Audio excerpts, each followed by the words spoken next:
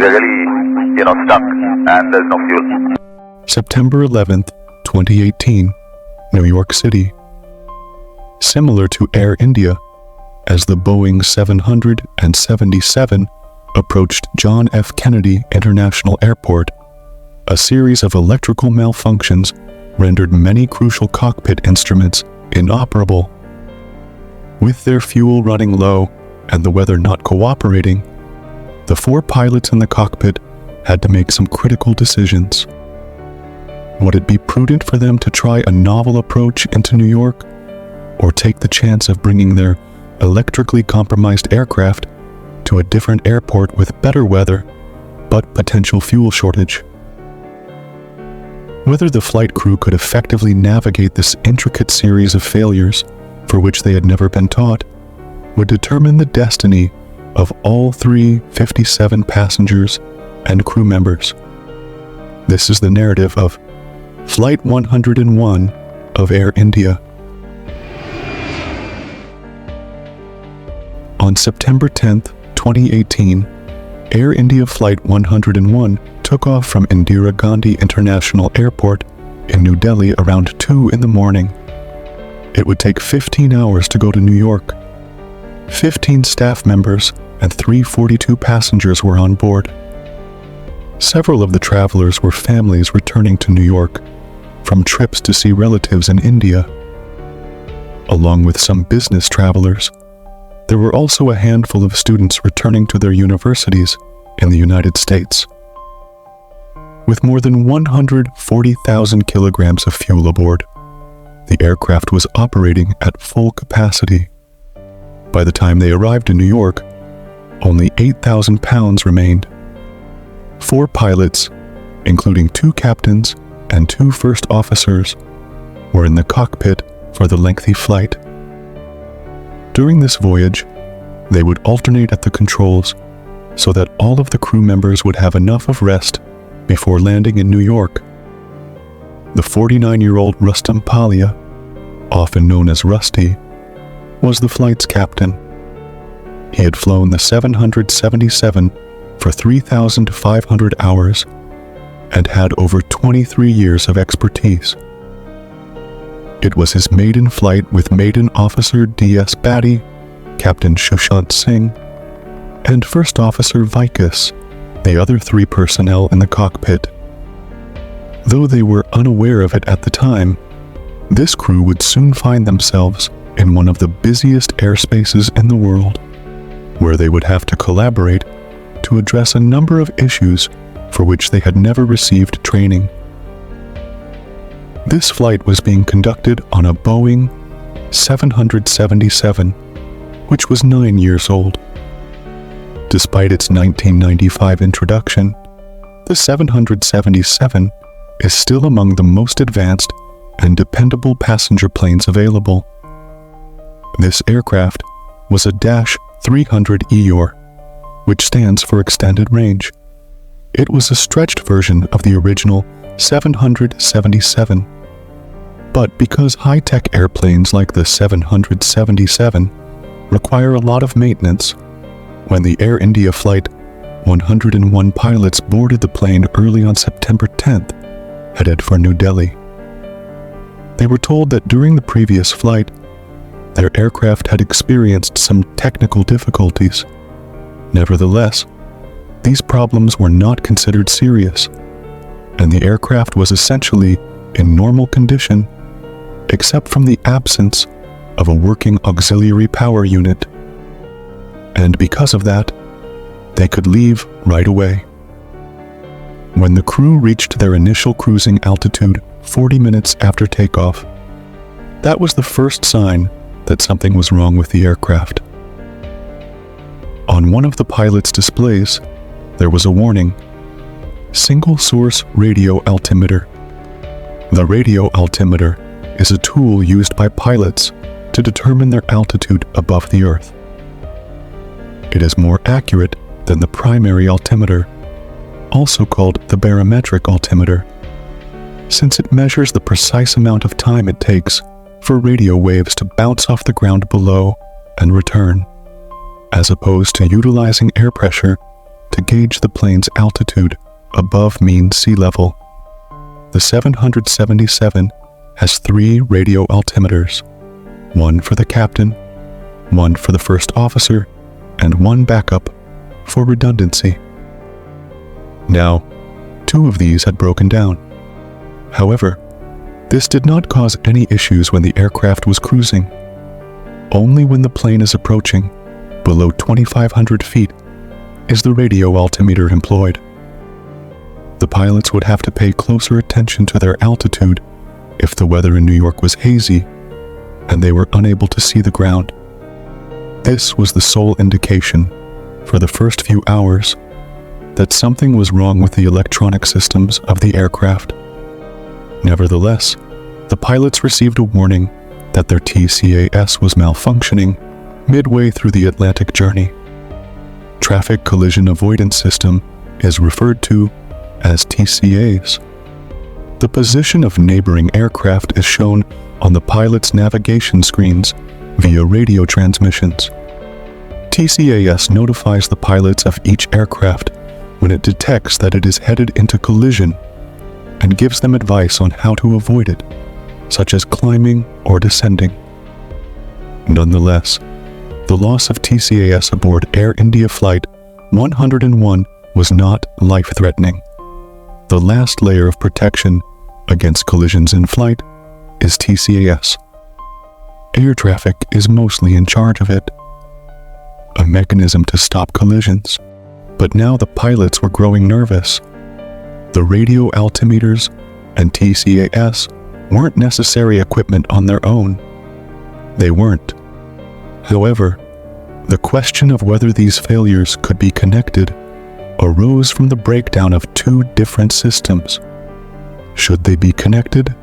Which other systems could malfunction prior to arriving in New York?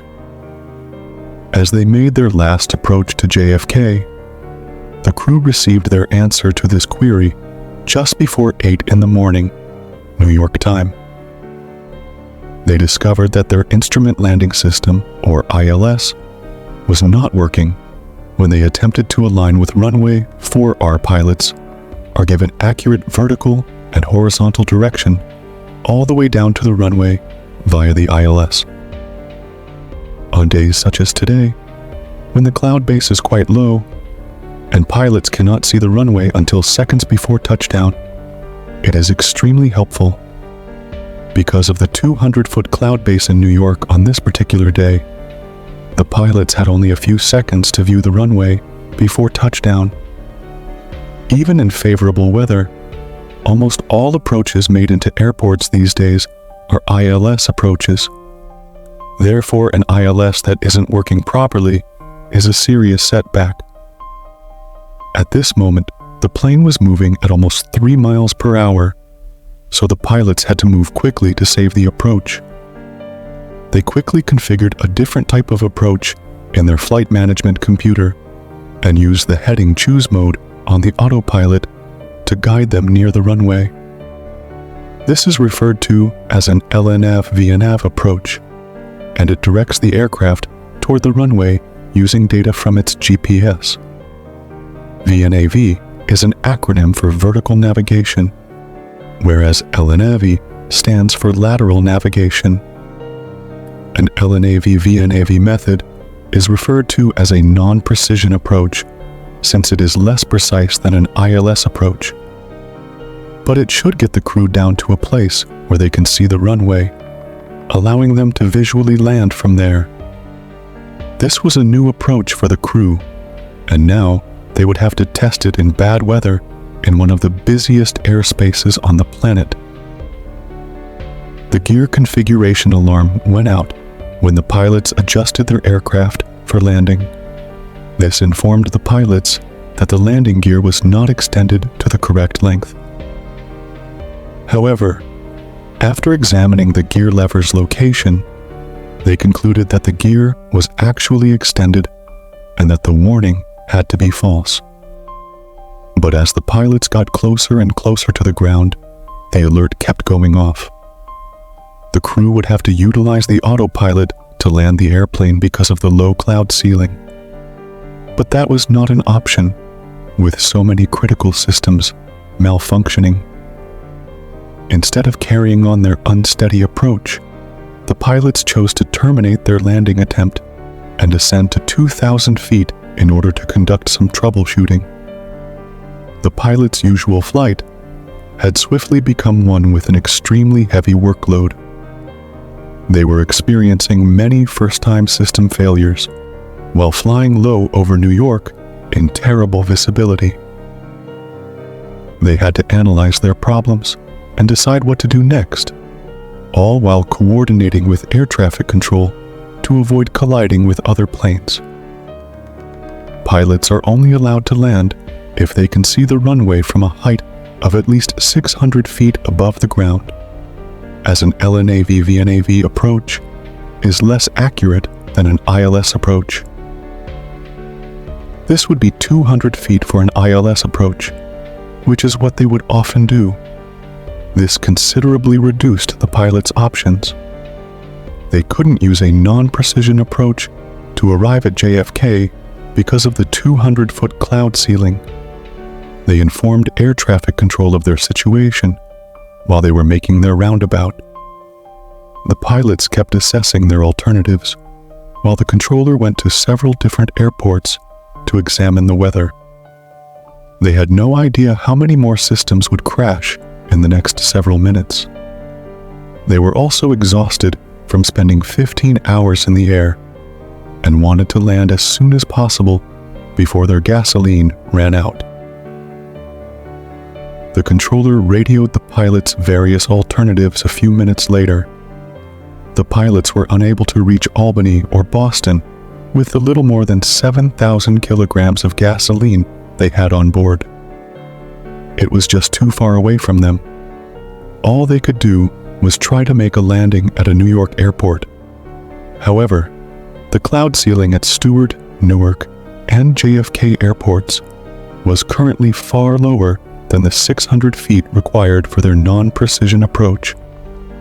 The team ascended to 5,000 feet, since they would use less fuel there and could buy themselves some time. Now the pilots found themselves in a challenging situation. They were circling around New York, running out of fuel, in bad weather, and experiencing many system problems, one of which prevented them from trying to land at any of the city's airports. They were depleting their fuel and decreasing their options with each minute that went by. Within the next 5 minutes, what else would break? Aircraft navigation.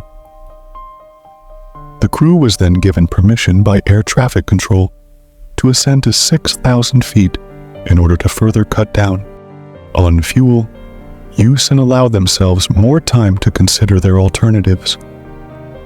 In order to enable them to quickly approach in the event that the weather improved, the controller also provided them with radar vectors to keep them in the New York region.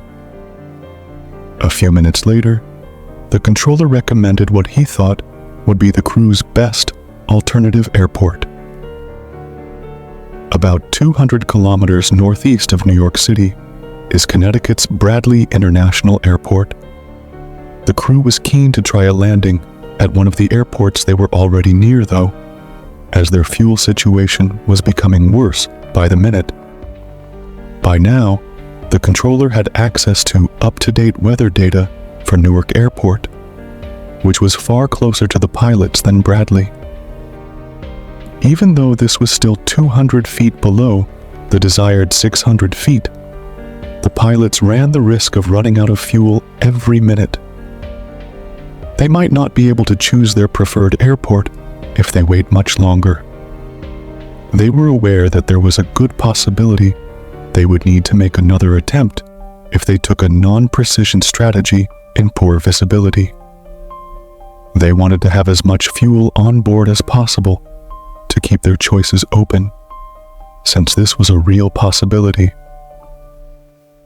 The crew ultimately chose to land the aircraft at Newark Airport in New Jersey, which is roughly 50 kilometers to the south, under growing time pressure to get the aircraft down.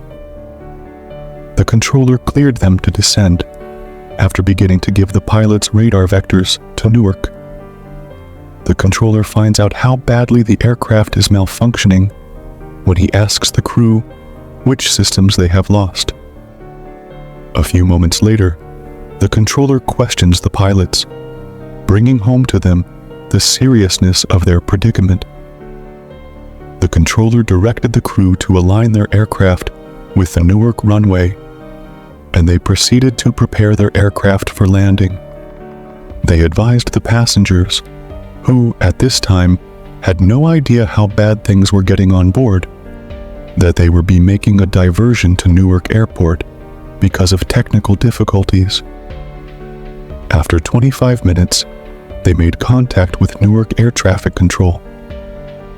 As the airplane made its way towards the airport, the controller sent the airport's emergency vehicles to the runway in preparation for the worst. The pilots aligned their enormous aircraft with the Newark runway using their equipment. They began their descent towards the runway after being locked onto the VNAV path. They got in touch with Newark Control Tower not long afterward. Even in the best of circumstances, an airplane landing demands complete concentration and focus. But this landing would call for the crew to use their experience in a way they had never done before. By now, they had been in the air for 15 hours and had spent the last 30 minutes battling a new set of problems. The pilots understood they might not get many chances to land because of their worsening fuel status. This untested approach into Newark would be the ultimate test for them. There was nothing but whiteness outside the pilot's windscreen as they maneuvered the airplane at 135 knots, or around 250 kilometers per hour, toward the runway. They were getting more and more anxious to see the runway with each second that went by. They would have to circle around if they couldn't see it after 400 feet or so. The crew veered too high over their optimal approach path at 10,000 feet above the Earth. They increased their rate of fall from 800 feet per minute to 1,200 feet per minute by using the autopilot's vertical speed option. But the aircraft began to accelerate since the pilots had set it up for a steeper drop. The crew would have to waste valuable fuel circling around for a different approach if it became too fast, making it impossible for them to land. The captain now turned off the autopilot and began operating the aircraft manually. To slow the plane down, he lowered the flaps even further. The controller saw a warning that the aircraft was going dangerously close to the ground at one point on the control tower screen. The aircraft broke out of the plane at this precise moment. They were excessively high and situated too far to the right of the runway, though. To bring the aircraft into line with the runway, Captain Palia depressed the nose and turned the wheel to the left.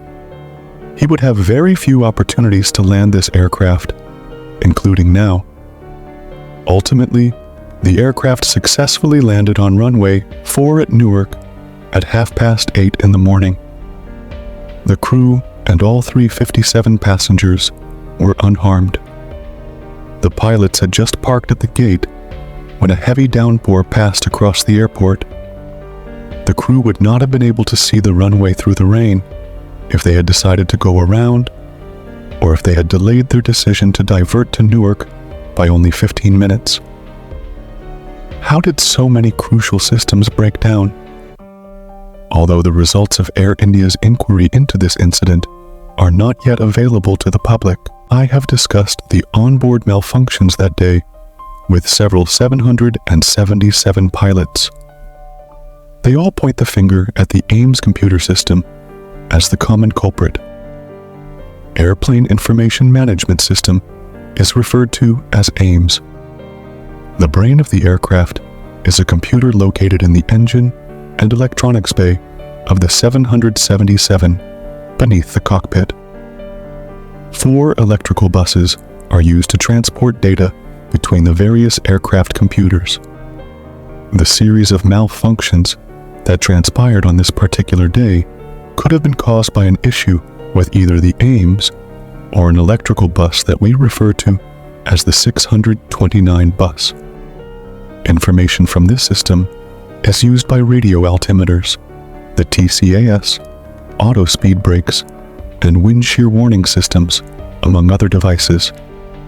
The set of problems the pilots encountered on this flight can be explained by an Ames or 629 bus failure. Since there hasn't been a formal report on this occurrence released, we can't know for sure. It does seem, though, that Air India knew this aircraft had serious technical problems before it left New Delhi. We may probably conclude that the entire disaster could have been avoided with adequate maintenance if these problems had been thoroughly investigated before to the trip. Despite its high level of safety, the 777 depends on the airlines who operate it to do routine maintenance. In this instance, it seems that maintenance had not been performed. Had the visibility in New York been much poor on this particular day, or had another crucial system malfunctioned, the conclusion of this flight could not have been as fortunate. Ultimately, the flight crew's rapid thinking, cautious decision-making, and effective crew resource management came through in this instance. Thank you all for tuning in. Don't forget to like, subscribe, and hit that notification bell so you never miss out on our future content. Until next time, stay curious, stay creative, and keep exploring.